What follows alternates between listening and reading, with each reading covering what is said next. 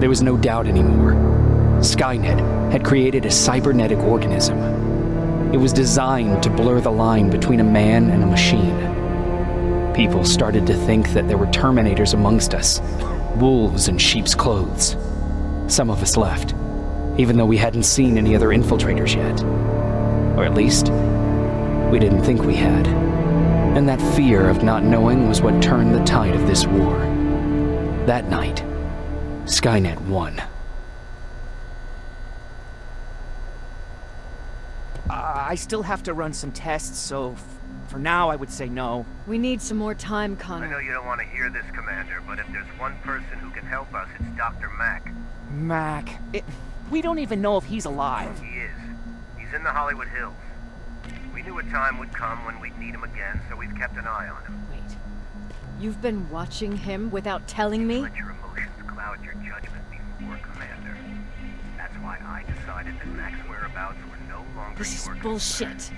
He can't just magically fix all of our problems. He's a man, not a god. A man that makes That's enough, mistakes. Commander. You know what happened last time. He's the reason Perry's I dead. said that's enough. Sergeant Rivers? Yes, sir. TechCom believes that being marked for termination is a badge of honor. A sign that we're doing something right. We wear it proudly. And knowing you're wearing such a badge, Rivers, is all I need to trust you with handling this mission. Commander Barron will fill you in on the details. Good luck, soldier. Over and out. Looks like you're going to Hollywood Hills. Dr. Edwin Mack is the one who taught us how to use Skynet's weapons, so there's a chance he can do it again. Take him that second-generation plasma rifle and see if he's able to reprogram it. If we want to use Skynet's weapons, we need to bypass their encryption lockouts. How will I find him? He's obsessed with surveillance. So when you get there, look for any cameras, biometric sensors, or any other tech stuff. He should be around. That's it.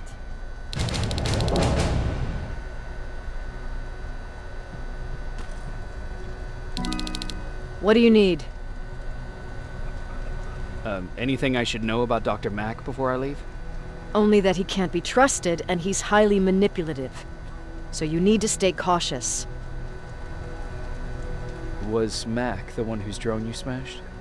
Yes. Yes, it was. I've never told this to anyone, but before I met Mack and Perry, I was wandering alone. Didn't have a map, so I drew one myself. The first people I came across were two guys, old enough to remember Judgment Day. We camped out together. They gave me advice, we shared some stories. Sounds nice, right?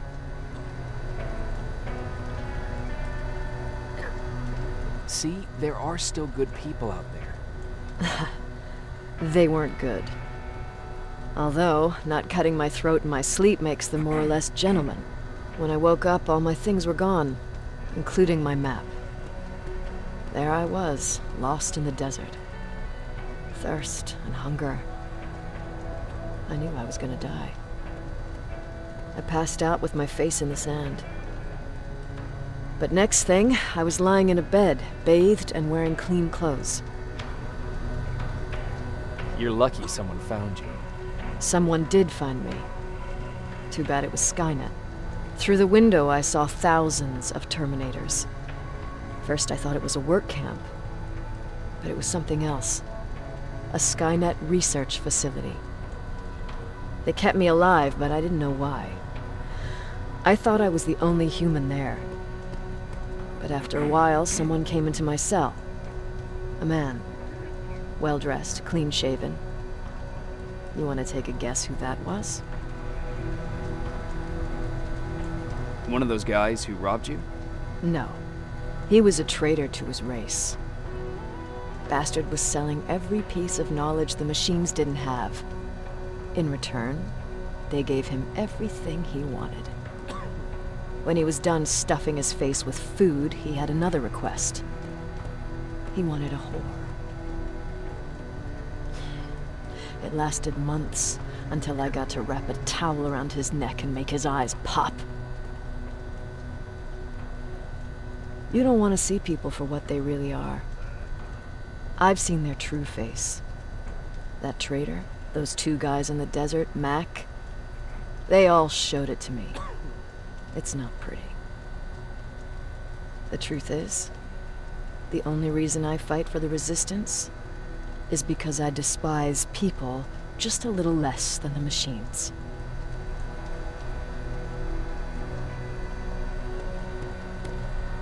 Sure, let's trust someone who gets called Dr. Death. That won't bite us in the ass. In the meantime, I'll see what I can learn from the new CPU we acquired from that infiltrator. This could be the breakthrough that we've all been waiting for. I need to concentrate, so please don't disturb me.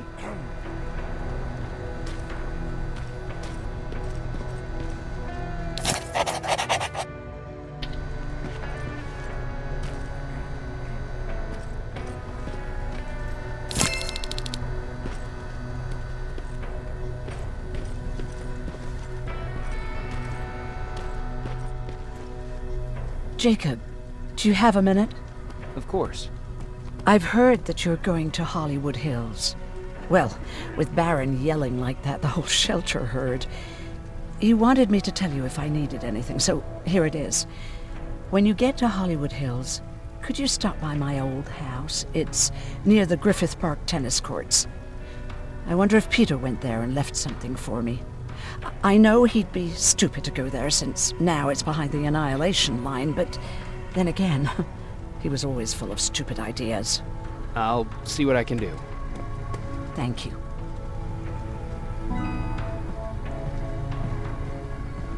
Look at him. He never talks to anyone.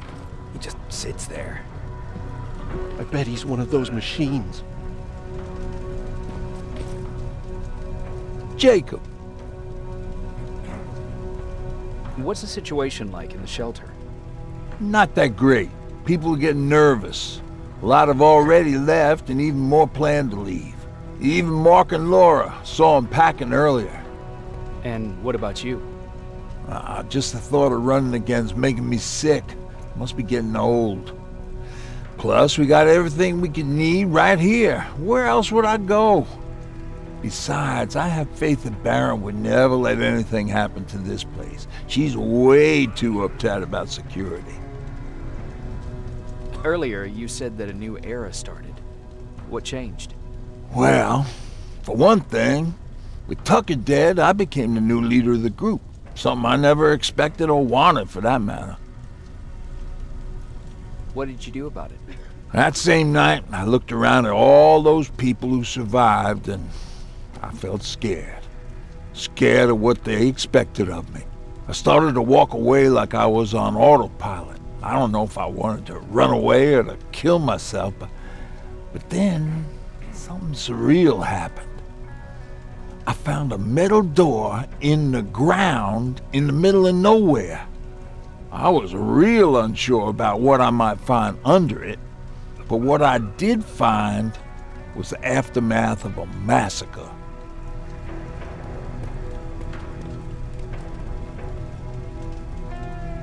Weren't you scared to go inside? I was terrified, believe you me, but then again, a lot of things didn't make sense to me at that moment. It looked like they decided to commit suicide. I couldn't understand it. To me, they had everything. Food, water. They even had a case of beer. So, I got shit-faced and started crying over my brother's death. But I realized something. I realized that I could maybe survive there.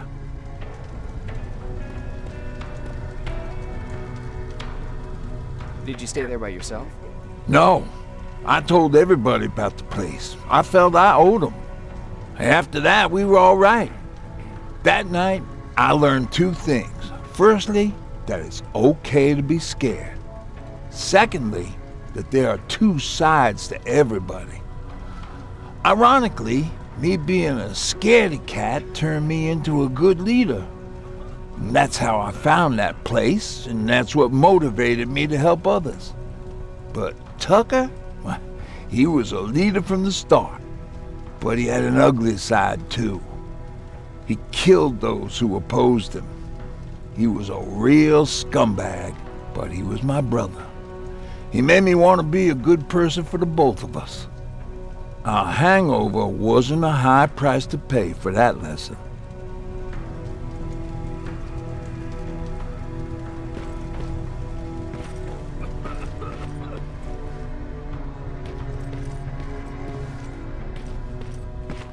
Why do you think Skynet doesn't have their plants in the South?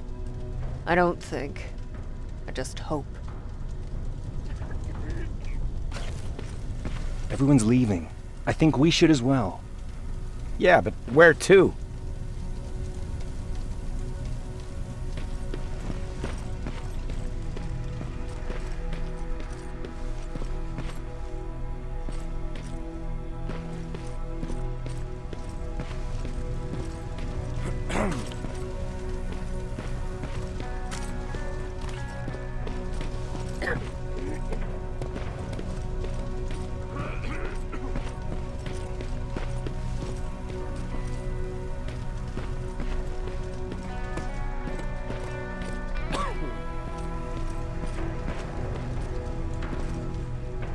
Do you need anything?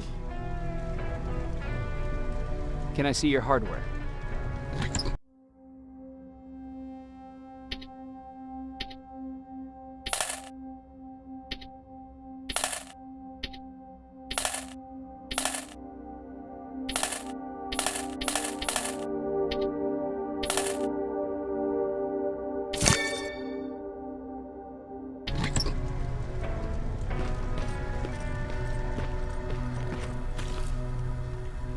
Jacob, I didn't see you there. Where are you going? I'm going out scavenging. Don't worry. I'm past thinking about running away. Knowing how much you'd miss me made me not want to leave. Where's Patrick? He's getting ready. I'm taking him with me. I figure it's time for him to see what's out there. Is everything okay? You seem far away. Nothing can get past you, can it? I've been thinking about the day we met. I never told you how we really ended up there.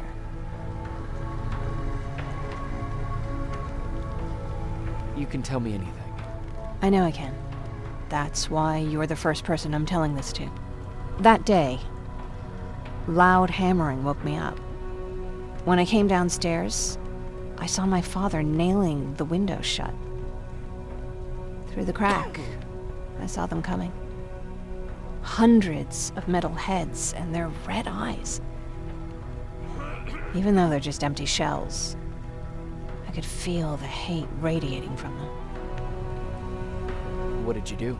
I made Patrick stay upstairs and went back to talk to my father. We argued for a minute or two, and I tried to pull him away from the window. He pushed me away. I tried it again, but he shoved me. This time I fell. I didn't recognize him as he was reaching for a shotgun. He said, I shouldn't worry about the machines. They wouldn't hurt us. I don't even remember how. But the gun was already in my hands. I closed my eyes and went someplace else. Didn't even hear the shot. I didn't hear Patrick's steps either. He saw you? He did. He was staring at me like I was a stranger.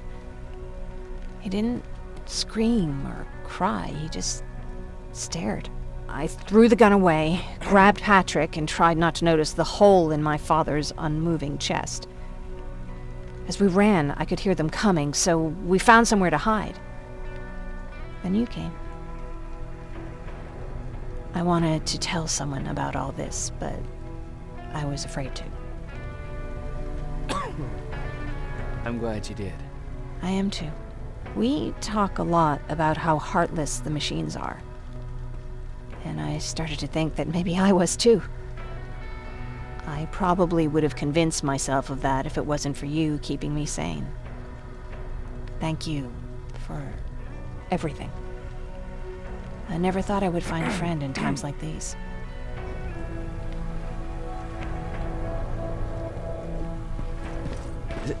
Is it true? They can look human now?